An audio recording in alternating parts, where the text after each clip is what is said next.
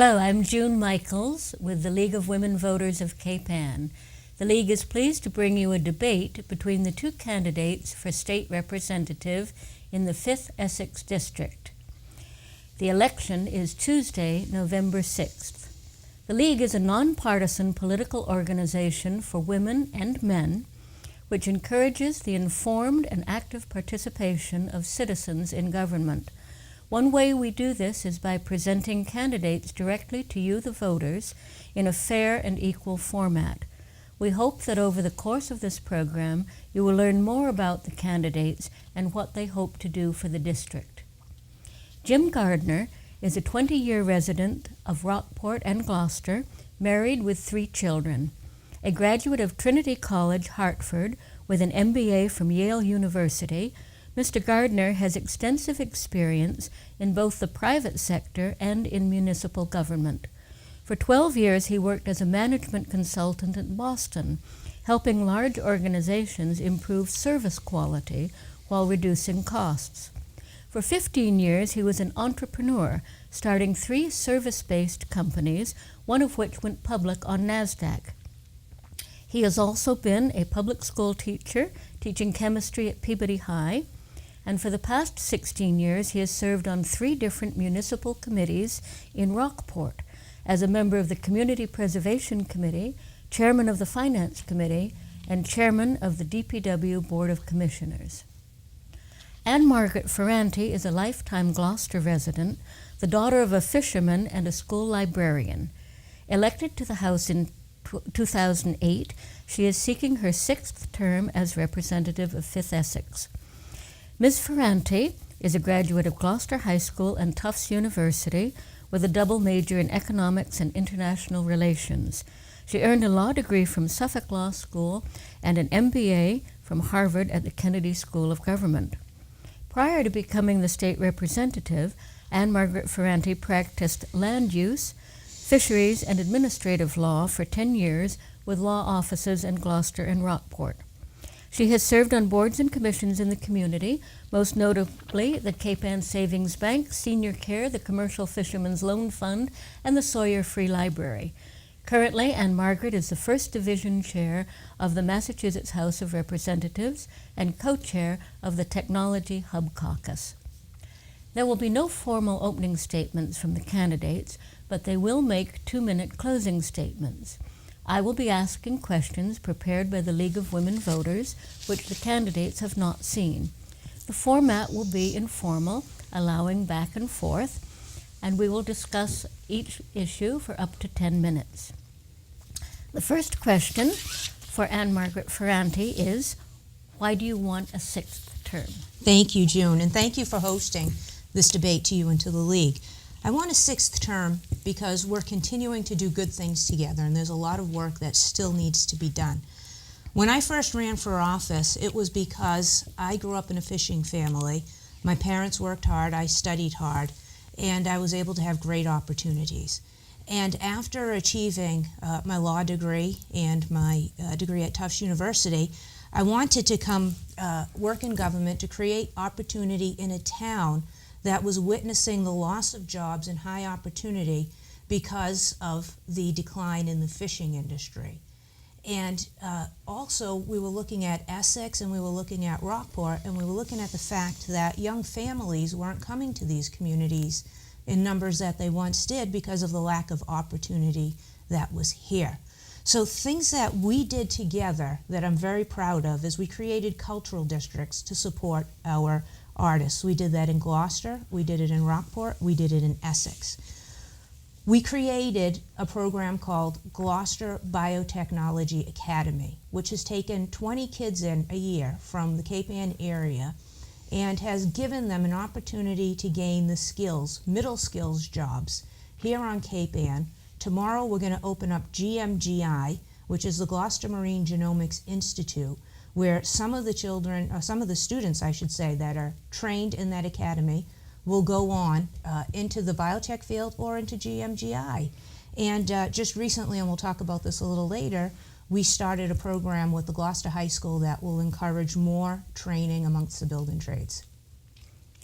Mr. Gardner, The question is, why are you running? And specifically, why did you decide to run as an independent candidate? Thanks, June. Well, I am running because I am concerned about the state of democracy in this country, frankly. I am not a Trump supporter. I am concerned about what I see happening in the country, the divisiveness that's going on. And I believe that I have a unique set of experiences that would be very relevant in this area. Just to back up a little bit, when I was astounded, frankly, when Trump was elected, but I have many friends who voted for Trump. And in speaking to those friends, I realized that although we didn't agree on a lot of things, there were some things we agreed on. And those things were that we wanted to see better candidates at the ballot. We wanted to see elected officials being attentive and available to their constituents. And we wanted to see somebody start to address the stagnation and perpetual high cost and low quality of government services. So those were things that I agreed with people who I knew that had voted for Trump. And it seemed to me that in order to address the sort of divisiveness and the issue moving forward, that what I really ought to do was see what I could offer to the community, get my name out there as a candidate, offer to do a better job in working with constituents, and use my background to try to address stagnation in government. Would you like to respond? Yes, I would. And the first thing I would like to do is congratulate Jim on his candidacy, because I think it is difficult for people to step up to the plate and to run. Having said that, I'm still asking for everybody's vote, so I don't want to have anybody misconstrue that comment. But there are things that we still need to get to, and some of the things that we continue to get to is taking the opioids issue heads on. And we've done that, June, and we're going to continue to do that. Protecting Addison Gilbert Hospital, making sure the delivery of our health care remains high quality, but that we do manage the costs. And one of those ways that we do that is we invest in our community hospitals, and that's something that I'm a big fan of as well, June. Would you like to reply? Well, I mean, I understand that Ann-Margaret is doing a lot of different things within, the Gloucester framework.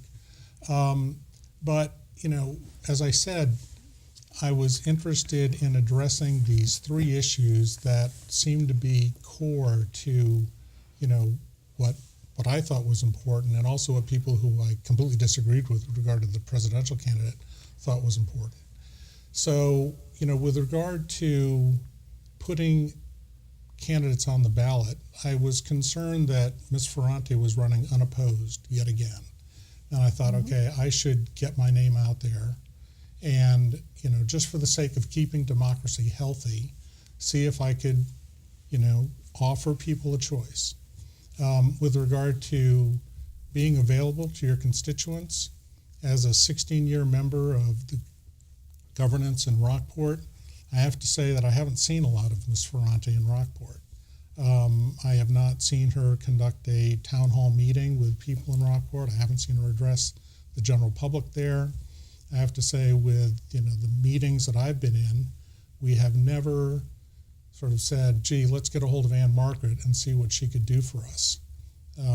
Maybe that's because Bruce Tarr is available, and we know that Bruce Tarr will reply. But there's a sense that Ms. Ferrante is strictly focused on Gloucester and not on Rockport. And then with regard to the stagnation in government, my background as a management consultant, my work as a public school teacher, and then my work in municipal government, I think, helps me do something in those areas. Would you like to respond? I would, June, and I vehemently disagree with the assessment that I don't participate in Rockport. So if you don't mind, I just want to rattle off some things that I do in Rockport to make sure that I'm there. One is we attend meetings at Rockport Rotary. Every year I go and I work with and present myself to the Rockport School Committee to give them assessment of what we've done legislatively throughout the year and to ask what they would like us to do in the next year. Quarterly, I meet with the town administrator and I meet with the Rockport superintendent. I attend the Chamber Legislative Education breakfasts, and I have office hours in Rockport. So it's interesting to me that Mr. Gardner's never reached out to attend one of those office hours, and dare I say that you as moderator has, so you know that that's a true statement. We meet with the seniors. Just recently, this past week, I had a meal with the seniors at the community center, and they discussed to me what was important to them in this election. I go to every Eagle Scout presentation because I'm proud of Rockport's Eagle Scouts and all the Eagle Scouts on Cape Ann. Each year, I show up at the elementary school for Countdown to Kindergarten. I present out of my own pocket a book for each kindergartner to start off the year with their own book, whether their family can afford one or not. We've been to meetings to talk about extending Granite Pier. At the end of this month, we're with the selectmen. I've been working with Peter Beecham and I've been working with Don Campbell on some ideas that Mr. Beecham has had. I've supported Rockport Music with a grant for $450,000. I've supported the Millbrook Meadow project with $350,000. I supported the Harbor Lights Affordable Housing project that was in Rockport. So to say that I don't give Rockport equal and ample opportunity, short of buying a house in Rockport, I'm not sure what else I could do. All right, I'm going to go on to the next question. Tip O'Neill famously said all politics is local. How would you describe the 5th Essex District? How does our constituency differ from any other part of the state?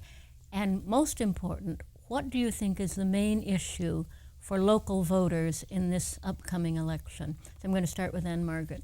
Thank you, June. And one of the things that I find unique traveling around the state and working with my colleagues in state government is that I may be prejudiced, but we have the most active constituency amongst the other areas. And I think in part it's because we, for the most part, are on an island.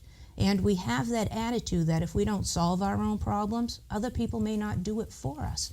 So, for example, when it came to opioid abuse, the Gloucester Police Chief came out in front. We created PARI, Police Assisted Addiction Recovery Initiative, and that was a model that went statewide. Just recently, I put together folks from Essex Aggie and the North Shore Tech School, along with the Gloucester High School and the building trades. We've now created an apprenticeship program that students in Cape Ann will be able to access. So they'll be able to get their a year and a half into their apprenticeship before they even graduate if going into the trades is what they want to do. And that's important because we're the first one. Once again, Massachusetts is the pilot program for the rest of the state. Geologically, we've done some really good things in terms of clean energy. We're one of the few communities that already has windmills that are being used to generate energy. Other communities have come to Gloucester to look at those windmills to see how it is that we do that. And so because of our inherent belief in making sure that we work really hard and our work ethic to solve our own problems, Gloucester is continually a leader on the state scene, and that's what I see that makes us unique. So Jim, how would you describe our constituency, and what do you think is their main issue? Well, I have to say that Cape Ann has been a really great place for my wife and I to move to. We moved up here 20 years ago from the Boston suburbs, and we rented a house in Annisquam for 6 months. And we met more people in 6 months in Annisquam than we met living in Lincoln for 7 years. It's a very tight-knit, welcoming community. It's one, because you're on an island, you see the same people over and over again. You have an opportunity to run into them. And it has really become a hometown for us. With regard to what people's issues are, I don't think it's possible to identify a single issue for voters. We have such a wide mix demographically here on Cape Ann. We have millionaires who live by the sea, and we also have people in desperate situations, in Gloucester. We have such a wide range of income. We have a wide range of occupation. We have people who live and work here, but we also have people who live here and work in Boston. To say that there's a specific issue for people, I don't really know what it is. For me, I think I'm trying to figure out how we move forward in a way that allows people who have very different political outlooks to come together on single issues that they both agree on, and try to make some real progress in those areas. So I'm going to move on to the next part of the question, which is, what do you think is the top economic challenge which faces the district and the state? So, Mr. Gardner first. Well, as Ms. Ferrante referred to before, we have an adverse demographic trend throughout Essex, Gloucester, and Rockport. Our school populations are declining significantly. It's going to hit Rockport first because Rockport is trying desperately to hold on to its school. It already uses roughly a quarter or maybe almost a third now of the students are from Gloucester and school choice students. I think the main issue we've got, though, is how do we drive new job creation in the area? And frankly, the job creation, one of the problems we've got, I think, is that Rockport, for instance, right now is trying to solve it by itself. Right? We are looking at doing job development, we're looking at doing affordable housing, we're looking at adding additional housing to try to attract people to our area. What we ought to be doing, though, I think, is working together with Gloucester and Essex to come up with a regional plan so that we're not each trying to invent the wheel ourselves. Jobs, when we moved up here because my wife got a job in Beverly. So jobs don't actually have to be right in Gloucester or Essex or Rockport. As long as jobs are within a half an hour, that's fine. But we do need to figure out how to drive economic development in the area and then complement that with a school system and housing that will allow and attract people to move in. Thank you, June. One is, I don't think jobs a half hour away is our aim and should be our aim. And the reason is, if we think about our economic crises right now and how they happen, what we need to do is promote a commercial tax base in Cape Ann, because that money in taxes is going to come in. It's going to allow us to fund municipal government the way that it should be funded in order to obtain the best people, whether it's Rockport, Essex, or Gloucester, to serve in municipal government. Secondly, Jim talks about bringing everybody together. That's already happening. This past week, I attended a meeting of the Chamber of Commerce, our legislative caucus meetings. They're open to the public. Each of the heads of each of the towns, including Manchester, were there. Each of the superintendents were there. They're already discussing how to share services. Again, I believe that the state representative works on Beacon Hill to achieve what we need to bring back to the district. And I'm perfectly fine having the faith and confidence in our local selectmen, our town administrators, and our superintendents to figure out how best to share those services, but very encouraged with the discussion that was being had. As to the jobs issue, we need jobs on Cape Ann because we need to have that corporate base. In addition to that, we need to figure out the middle skills question. And middle skills are between minimum wage and between an executive's pay. We have a bunch of opportunity, and we're bringing that opportunity to Cape Ann with the Biotech Academy and with the building trades, and keeping up the best opportunities for education for our students on Cape Ann who still would like to go to college, but also for those who may want to go into a trade. Would you like to add something to that? Well, what I would say is that, Ms. Ferrante talked about the superintendent and some other folks from town, but in Rockport, the development issue, you need to talk to the planning board because they're the one who are pushing land use and how we're going to configure land use in town.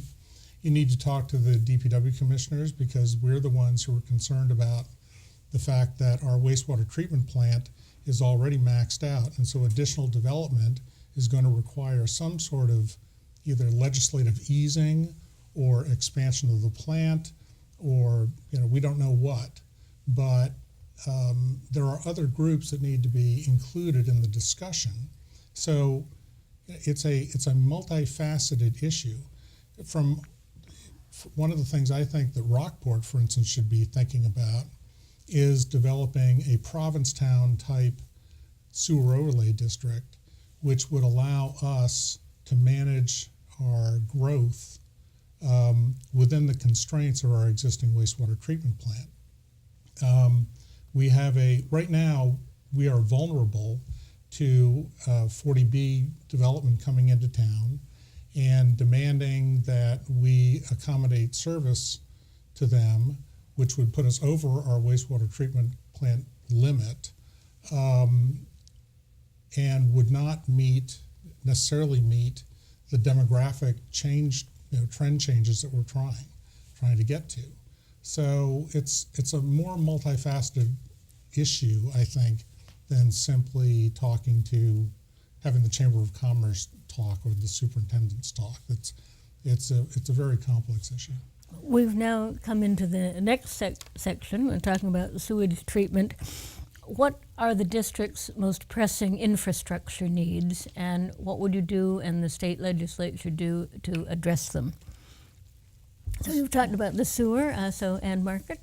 So I would say that in terms of infrastructure, what we've seen is Cape Ann is dependent on roads and bridges. You look at the causeway in Essex, you look at the Api and Andrew Bridge, you look at the bridge that is over Essex Avenue as you're coming into Cape Ann, you look at the Annisquam Bridge, you look at the Blimmen Bridge. I've worked really hard to make sure that we are investing in that.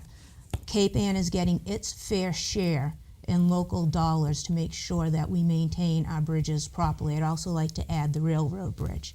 When I came into office, all of those seemed to expire at the same time, and we've moved very quickly. Api and Andrew Bridge is finished.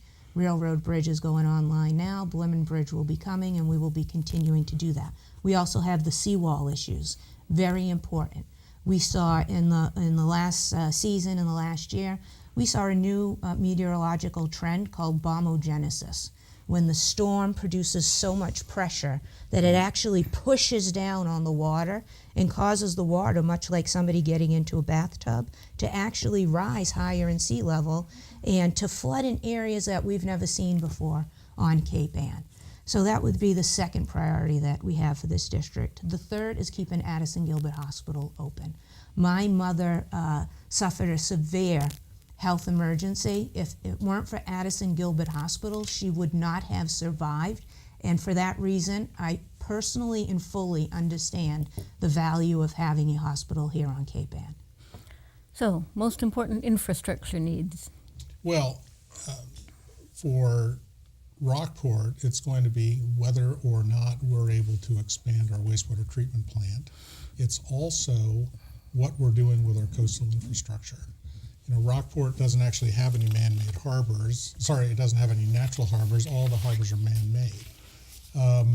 And every storm season, we get walloped with rising tides, and we end up having to invest a lot of money in the rebuilding of all of our jetties and piers and breakwaters. We have a major issue with Long Beach at the moment, where we have a lot of houses that are threatened because the wall is in bad shape, but keeping the wall in place is threatening the beach, the recreational beach, because of the erosion dynamic there. We need to figure out what we're going to do about rising sea levels, and we need a plan to address how we're going to protect our infrastructure. Right now, most of our pump stations for the wastewater treatment plant are in velocity zones, which means they could be flooded and put out of commission during a bad storm. So, from an infrastructure standpoint, we also have a major road problem. We don't have nearly enough money. Chapter 90 funds from the state have been pretty level, and we used to rely on them. We're now asking our finance committee for an additional $100,000 to $200,000 a year to try to keep some sort of maintenance plan up on our roads. Judy, may I rebut for a second? Yes. I just want to rebut and say it's interesting to me that Mr. Gardner just started his response with for Rockport. And when talking about the role of the state representative, he seems to think that the representative needs to be more involved in the intricacies of town government, dealing with each board and commission personally, rather than dealing with the town administrator. I just want to say that I didn't, as a resident of Gloucester, get into this race to have a battle between Gloucester and Rockport. I don't see it that way. I see all three communities as one, as the region of Cape Ann, and I constantly look toward what the needs are in Rockport, in Gloucester, and in Essex. I'm not seeking to be a select person or the town administrator of Rockport. I'm seeking to be the representative that goes to Beacon Hill and makes sure that Cape Ann is getting its fair share of services, working with the governor, working with my colleagues in the House, working with Senator Bruce Tarr, which I heard earlier comment about how do we bring people together. I'm not sure that Senator Tarr and I could work any closer together. And many times, and I think the senator would agree with this, we're often cited at the State House as a legislative pair that works more closely than reps and senators who share the same party. So again, I just want to emphasize that I see my role working with the secretariats at the state level that need to either grant us release or grant us relief or funding, the governor himself to make sure Cape Ann's priorities are our priorities.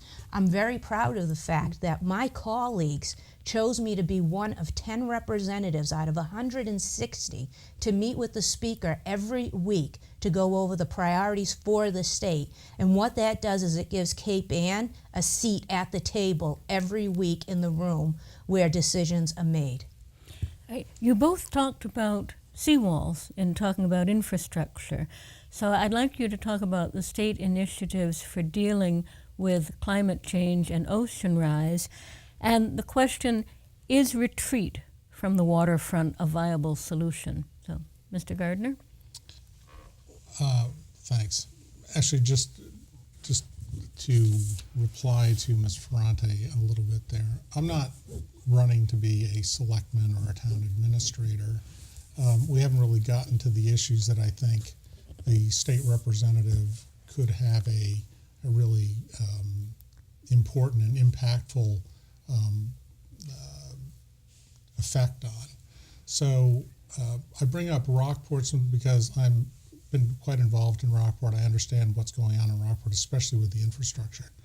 So, but the coastal infrastructure issues that we have in Rockport are very much the same that Gloucester faces and that Essex faces. Essex has an issue where they're trying to keep their marsh. And they're trying to add sand to the marsh, but they're now in a situation where they have state legislation that is actually, on the one hand, it's saying, we want you to protect your coastal infrastructure, but then there's contradictory state legislation which is not allowing them to do that, not allowing them to put sand where they want to. With regard to sea level rise, we have a serious problem in Rockport where even our fresh water supply at Flatledge Dam is potentially threatened by influx of seawater. There's no question that sea levels are rising. Looking at Long Beach, we know that we've lost probably 10 to 12 feet of sand from the wall since the wall was first constructed. And whether retreat is the right way to go is really up to the town, I think. Certainly, Long Beach is a highly complex place where it starts not only from the front but also from the back with any surge going up the estuary. So June, I want to get back to one of my favorite words of the last year, which was bombogenesis. that idea that these storms, it's not only the rise in sea level, but it's the pressure that's put down on these storms. And the best way to talk about it, believe it or not, and I'm probably going to chuckle when I say this, is to talk about a boiling pot of water when you're trying to cook potatoes. So if you're trying to cook potatoes, you put the pots in, it creates a pressure, the water comes up. So the first thing, if I can make an analogy to break it down to its most simplest form, is we need bigger pots. And the way that we get bigger pots is that we increase the height and strengthen our seawalls. The second thing we do when water boils over is we like to sponge it up. And that's what we're doing with the Northeast Coastal Coalition. That's all the towns from the northern edge of New Hampshire all the way down to Gloucester. We've been working with Senator Tarr, Congressman Moulton, and all the state reps, and talking about how we engage in coastal resiliency. And that's building up the marshes so they're that sponge that absorbs the water.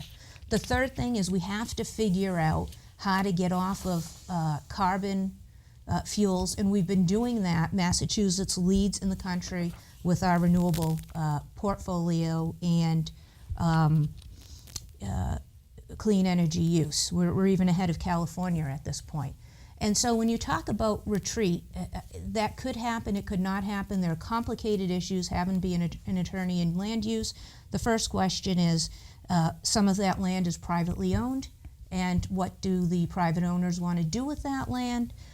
Some of that is, how do cities and towns want to zone that land? And that's a decision for the towns to make individually. But I think in terms of moving forward, we really need to consider strongly when buildings and structures are taken down along the coast, whether it makes sense to rebuild them. I'm going to change the subject. Something that has once more come up in the news is gun violence. I would like to ask what each of you and the state legislature can do to protect our citizens in churches and schools and other public places. So I'll start with Ms. Ferrante. Thank you, June. One thing that I can't help but mention is when I was in my first 2 years of college, a high school friend of mine named Galen Gibson was out at Simon's Rock. And before we heard anything about school shootings, I think his was one of the first. And he had a classmate who was having a bad day, had mental health issues, got a semi-automatic weapon online, and decided to express his dissatisfaction with life with that gun. And I lost a good friend of mine. As I see these students that are working so hard to bring awareness of gun violence and to bring reform of gun laws, I sympathize, I empathize, and I admire what they're doing. Having said that, there are 4 things that I have done in order to deal with this head on. One is I voted in 2004 for the gun reform bill in the House, which passed. I voted to ban bump stocks. That's passed and signed into law. I voted for the ERPO, Emergency Response Protection Order legislation, that says if a family member thinks that because of addiction, because of depression, because of a divorce or a relationship that's gone bad, somebody may act out. A lawful gun owner may act out. They have the ability to go to the police chief. They have services available for that person to be evaluated by a social worker to find out if those guns should be taken away. And finally, I've signed on to legislation. I hope the feds do this. If they don't, I'm prepared to do it, to ban 3D guns. Mr. Gardner? I have no complaint with any of that. I mean, look, gun violence is crazy in this country. I mean, the availability of assault weapons should be stopped completely, no matter how people are getting them.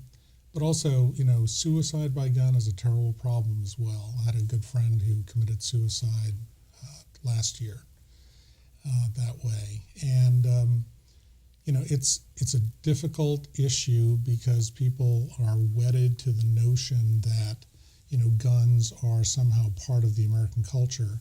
I think if we actually look at the Constitution, though, what it suggests is that the gun was really only there for the purpose of having a national militia, and the national militia was meant to serve as national defense. So, I think the reading of the Constitution that says that everyone is entitled to a gun is incorrect. I think you're entitled to a gun only for the purposes of being part of a militia. So, that's where I stand on guns. I'm sorry. I'd like to move on to the subject of education. And what specific state initiatives would you undertake to improve Cape Ann's K through 12 education? And you might mention, what would you do to change the formula for distributing Chapter 70 funds to local communities? This one starts with Ann-Margaret. Thank you. I've worked hard in the legislature for the past couple of terms to make sure that the Chapter 70 funding formula was fair. And you can imagine with 159 other colleagues, what I may think, in my biased opinion, may be more fair towards coastal communities. Some folks inland don't think is as fair for their community. And so what we all agreed upon was to have a commission, the Education Funding Formula Commission, from members from all state, a representative of all areas, meet together to come up with what the recommendations are. And we've started working on those recommendations. So for example, we're looking at, and we have, increased funding for regional transportation, which affects Manchester and Essex schools. We have increased the amount of money that we spend on special needs, because as we know, we want every child to have the opportunity that they deserve, but sometimes some opportunities cost more than others. The third thing, which is not part of the formula, and I think it's going to have to become part of the formula, is mental health. We can't expect our teachers to teach children, to be their surrogate parent, to be their disciplinarian, to be their child psychologist, and to hold all of these roles that is impossible for one person to hold. And I will say this too, June, I'm committed, and this is a little bit outside of the bounds of education funding, but I'm committing to making sure that we have enough adolescent and child psychologists to make sure that there are no waiting lists for children who need those services. Mr. Gardner. Thanks, June.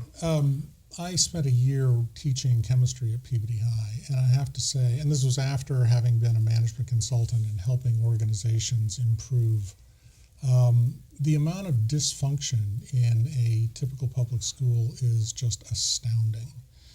The way I think schools really need to move is we need to figure out how to get everyone in the building pointed in the same direction. At the moment, the way the union contract works is the teachers are responsible only for what goes on in their classrooms. They don't have really any responsibility to addressing the systemic problems of the organization as a whole. What we really need to do, I think, and there's a huge opportunity here, and part of the reason I'm running is because when I left Peabody High, I said, I need to try to do something for these kids and these teachers, because the way this organization is structured is it can't fix itself. You've got teachers that are segmented in their own classrooms, working in an isolated fashion. There's no time, no opportunity for them to work together. The administration is sparse, and systemic problems abound. So one of the things I'd really like to see us do is try to change the way the relationship between the union and the administration to get everyone on the same page, have common performance measures, common incentives, and enough time for everyone in the building to work together to identify problems and fix those problems. There are, I could talk for hours about my experience in the school, but seriously, there are so many problems in schools that are at the base of this fundamental dynamic between the union and the administration. Would you like to respond to that? Again, I'm all for local control. And I would leave it to the unions and the superintendent to figure out what it is that they want their relationship to be. Again, I see my role as being going to the State House, working with the colleagues in the House, the Senate, Secretary of Education, and also the governor to make sure that we're doing the best that we can for our kids. Also, June, I'd like to add that most recently we've started to see gaming revenues come in. We are going to start to see marijuana revenues coming in. We are going to see Airbnb revenues coming in. We're also seeing an uptick in the economy and in wage growth, so there will be more revenues coming in. As those revenues come in, I want to be on record as saying my first priority for those revenues are to make sure that we're adequately funding our schools. I just want to, with regard to schools, the only group that can actually make substantive changes to the way the schools operate and the effectiveness of schools is the legislature. You cannot expect a school committee, a local school committee, to think through a change in the fundamental relationship between the administration and the teachers union. Almost every school in the state uses an nearly identical format for its teachers' contract. A local school committee is bound to use that. The legislature, though, has the opportunity to look at how schools are operating and in some way make adjustments to the requirements of the schools, to implement performance measures that cut across the entire school, that force the school to work together. There's simply no way that the fundamental dysfunction that you see in schools is going to be addressed at the local level. It has to come from the legislature. Again, June, I would just respond that I do not believe that as a state representative, it's my job to, and I say this both as a state representative and somebody who's practiced law for 10 years. There is a contractual relationship that exists between the union and the administration. Those are the parties. State government, as one state representative, is not the appropriate party to interfere in that negotiation. And it is a negotiation. It's a legal document that has four corners that results from that. Can legislators talk about MCAS scores and what have you? We set out guidelines, but it's the administration, the Secretary of Education, that fine-tunes what all of that is going to be and how that is going to be implemented. So again, he's entitled to his opinion, but as an attorney, as a state representative, as what I have seen happen with the schools and our ability to, as a legislature, to act in certain areas and to be precluded from certain areas, I don't think it's a good practice as an attorney, nor do I as a state rep, to getting to the middle of that negotiation between administration and labor. Right, but there's a fundamental problem, though, here, which is that somehow the role of the teachers as union members needs to switch from being one of being treated like unskilled labor and being treated like education professionals. When you go to work for any organization, typically you have two responsibilities.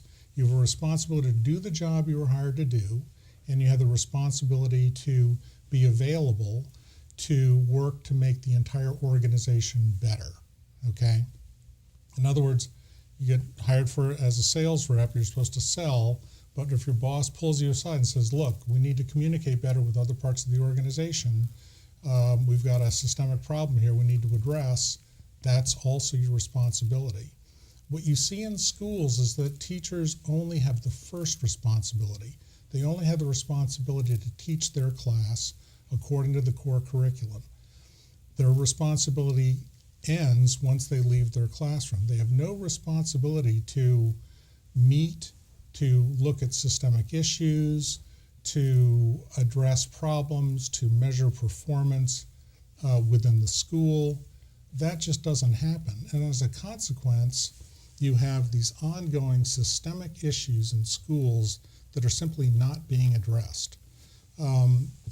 It's, to someone from my experience who helped organizations improve, going into a school was one of the most astounding experiences I've ever had, because I couldn't believe that we were spending so much money maintaining an operating model that we had abandoned in the private sector 50 years ago.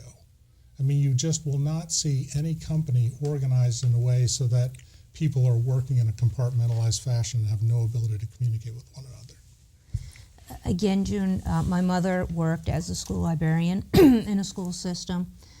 Through her experience, I've had the opportunity to speak to many teachers who have had more than 1 year experience, and I don't mean to say anything negative about Jim's 1 year, but have had more than 1 year, has served in different school systems.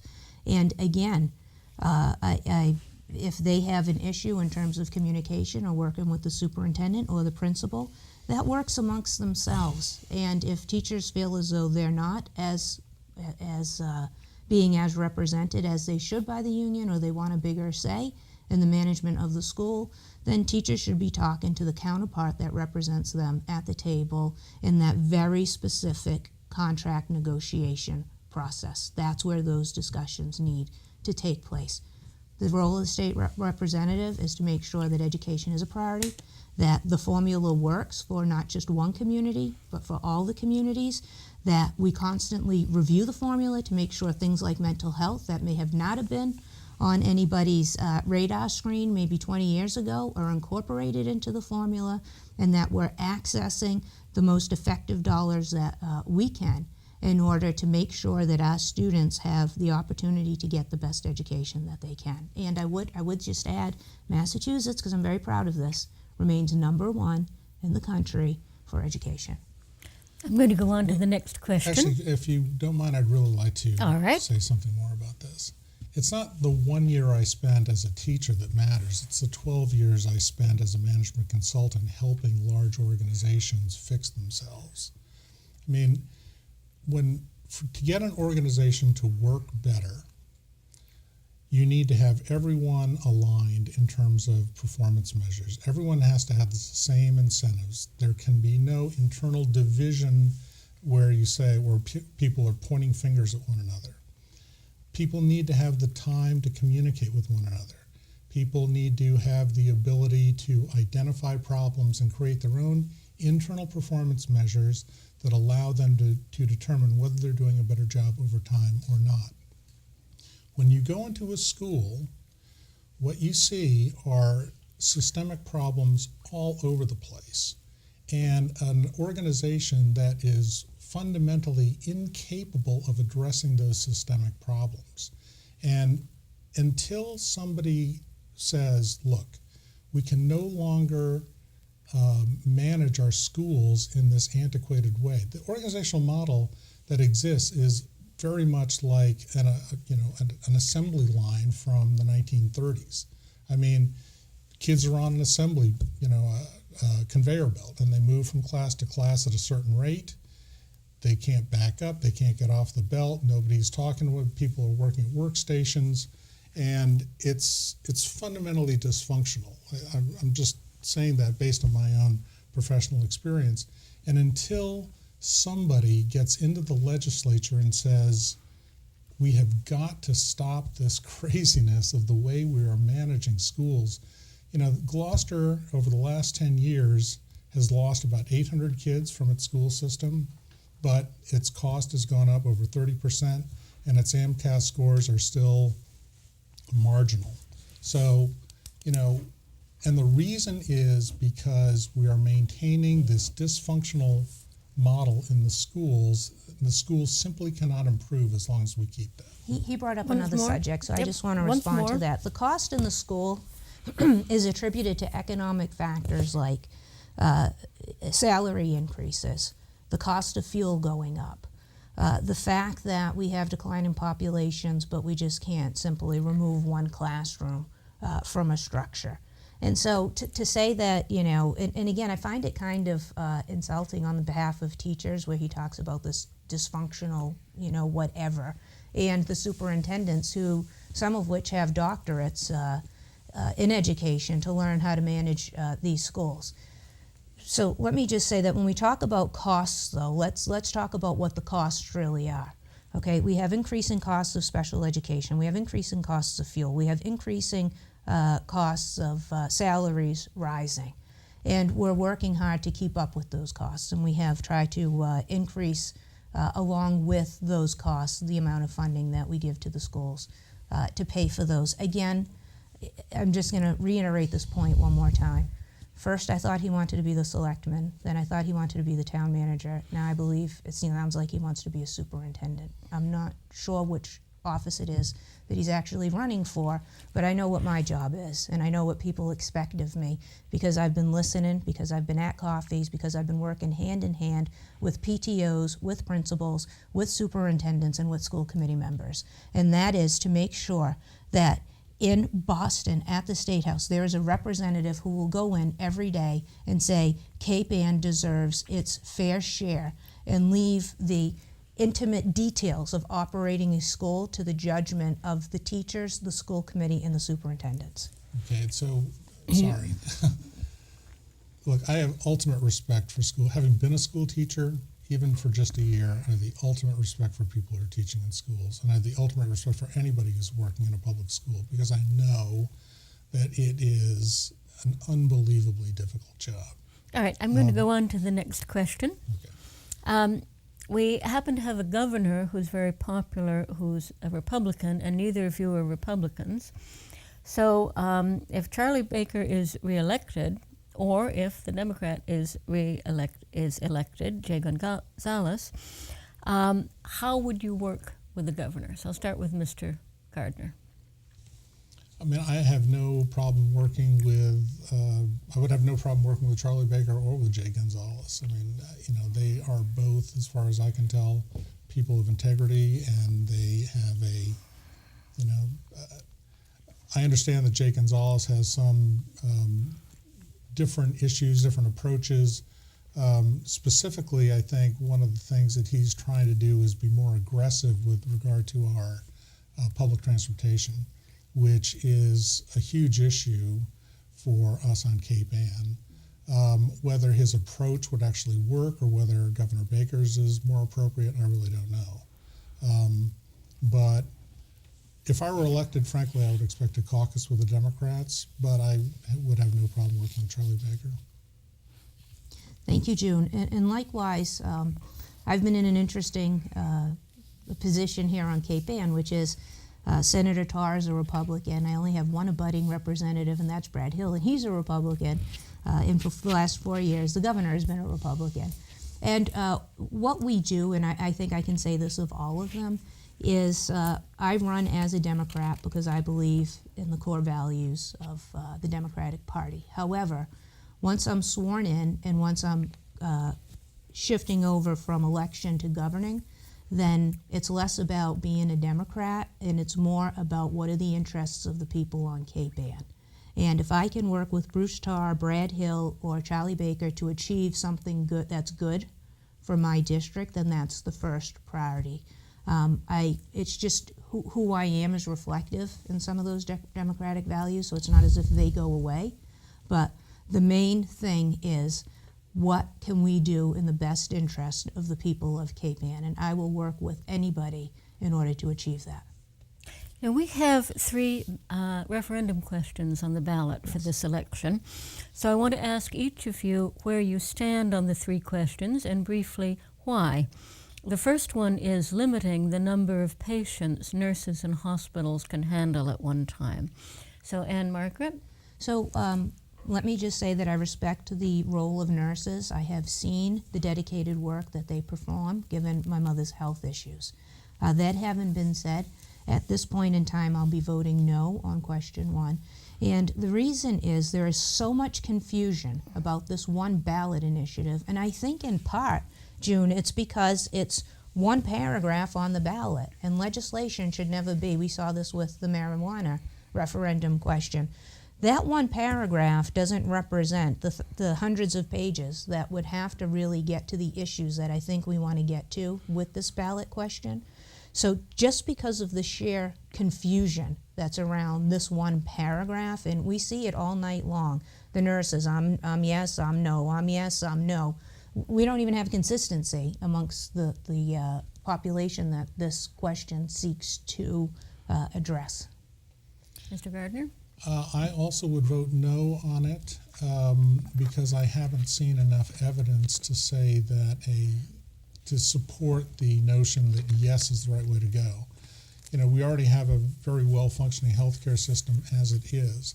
I would like to point out, though, that I think the right answer is ultimately is neither yes nor no, because there's an underlying premise to the question which needs to be changed, and that is it's the same problem we have in hospitals that we have with teachers in schools. Basically, we're treating the nurses like unskilled labor, and they are forced to either be told by the administration how many patients are going to have, or they're trying to negotiate a lower number themselves. What that indicates is that you don't have the nurses and the administration on the same page.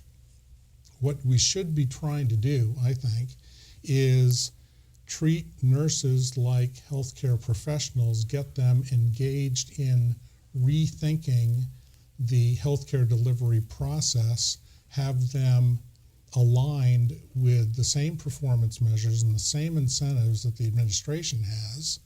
And then you would probably see the nurses being able to adjust their own staffing levels as necessary without being told what to do.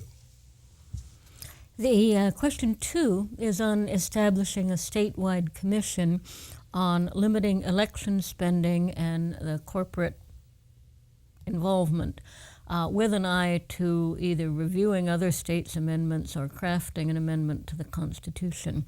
Are you in favor or opposed to creating this commission, Mr. Gardner? I see no problem in creating the commission, frankly, although I have some question as to what its eventual effectiveness will be. I don't believe the corporation should be treated as people. I think the Constitution was written clearly and that people are people, and that speech has to do with an individual speaking. It doesn't have to do with the ability to spend more money on behalf of your special interest. So I have no problem with the idea that the commission would be created. I do, though, wonder whether the commission will actually be effective if it is created. I agree that corporations should not be viewed as people, and I'll be voting yes on question 2. Question 3 is, are you in favor of the existing law adding transgender people to the list of people against whom one may not discriminate? To vote no would be to repeal this law. Ann-Margaret? I will be voting yes, and I want to add, June, that I think it's very sad that we have a ballot initiative that wants to repeal the civil rights of any segment of our population. Mr. Gardner? Totally agree. All right. We're going to go over an hour because there's a question I'd like you to ask. I want you to ask each other one question. Mr. Gardner said a little earlier we hadn't gotten to some of the issues that he thought were important, so I would like to hear from each of you what you think is an issue that the League has not brought up in its questions. So I'll start with Mr. Gardner. I think my larger issue is how do we address the high cost and the stagnation in government, both in schools and municipal government. As I said, the school operating model is antiquated. I'm not blaming the people in the schools, but that fundamental relationship of the administration to the unions. Yeah, I want you to ask a question of All right.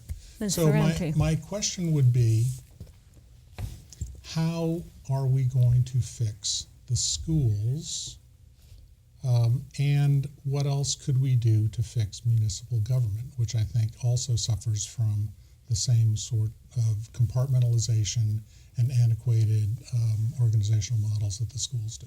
Thank you. And my answer, June, and Jim, is that I filed a bill with Karen Spilker as head of the Tech Hub Caucus. And what we did is we put a question similar to that, more municipal than education, out to the tech world. And this is the Googles and the small businesses and the startups and Apple and Amazon and everybody, and said, tell us with the use of communications, because I think we've started to see the use of technology in transportation. If you notice now on the highway, we have signs that say how many minutes to Gloucester, to Grant Circle, how many minutes to the Zachem Bridge, and what have you. And that's all generated, believe it or not, by taking an aggregate of people's cell phones and how fast the cell phones are traveling. So Google has the ability to take that data. And what we came up with, the winning response, was that we should have innovative communities. And what an innovative community would be is a community that would sign up to have access to different technologies that these startups and companies are putting forward to better manage some of the municipal operations. And that if they signed up, they would agree, the tech community would put together to access to the different platforms that could be used, and that in turn the municipality would agree to use one of those apps or what have you, so that we could actually test the satisfaction and the ability of the app to perform. So that's one of the things that I have done. And again, it gives the municipality, those local leaders, the ability to decide whether or not they want to participate. Because again, I don't see it as my will to force them to participate. That's local government. It has its own charter. They have their own ordinances and bylaws. It gives them the option to participate, and it gives them a way to do that that's structured. Mr. I'm Gardner? sorry, I didn't hear how that would affect the schools. Well, I'm going to repeat this time and time again. There is a superintendent, there is a school committee, which is a governing body, and there is a union that represents the teachers in that process. Again, it's up to those three entities within their ordinances, within the town charter, within how they choose to govern their educational system, to decide how they want to improve the day-to-day operations in the schools. It sounds like there is no way to fix the schools. No, So- I listen, I disagree with that. There are superintendents, there are school committee members, and there are faculty that need to step up because they're doing that every day. I am not in a school every day. I am not as somebody who is not in a school every day dealing with the challenges that these folks face on a day-to-day basis, going in to substitute my judgment for theirs. So I'm going to ask Ann-Margaret to ask Mr. Gardner, Jim Gardner, a question. Well, I've been here listening, and Jim has quite a bit of knowledge about Rockport, its school system, the DPW, the boards and commissions, and town government. And I would ask him if he've ever considered running for selectman. No, I have not considered. I've been asked to run for selectman, and I have not. Frankly, I prefer being in an operating committee. There's a real difference between what the selectmen do and what some of the operating committees do. The selectmen are the executive body. They sign contracts for the town, but they don't actually make most of the operating decisions for the town. But one of the reasons I'm running for state rep, though, is because I do see a lot of opportunity to fix municipal government. We haven't even talked about how municipal government operates, and to fix schools. We do need to have somebody, at least one voice, I think, in the legislature who can say, look, the way we're dealing with schools is not going to get it done in the long term. And there are huge opportunities to provide better ways for municipal governments to operate as well. I think that segues into the closing. Oh, could I just add one Oh, thing? I have Because he one said thing. something that was enlightening to what I was trying to express, and that is, in listening to the both of us, I think, what I hear is that I'm a legislator who believes that the legislature acts as a collective body where you have multiple representatives to come together to find that solution. As I heard Mr. Gardner's answer, it was a lot about more of an executive opinion and role. And I think that there are executive positions in government, I think there are legislative positions in government. I think how each of those are approached differently. I've heard Charlie Baker say that he wouldn't want to be part of our legislature because he likes being one of one and not one of 160. Whereas I find it interesting to be one of 160 and to sort of collect that information and to come out with that consensus and allow it to percolate up to the top. I guess what I keep hearing, though, is that there is, given Ann-Margaret's perceived role as a legislator, and her unwillingness, I guess, to think about other ways that our existing government organizations could operate, that she's basically saying that we're stuck with things the way they are. We would have to rely on local school committees and local superintendents to address what has to be, a very difficult but a very necessary change in the operating model of schools. I don't know if it's not the legislature that is going to address how to modernize the way schools organize themselves. I don't know who else is going to do it. You can't expect local citizens on the school committee to do it. You can't expect an overstressed superintendent to do it, and you can't expect the teachers to do it. Believe me, everybody working in a school has enough on their plate already.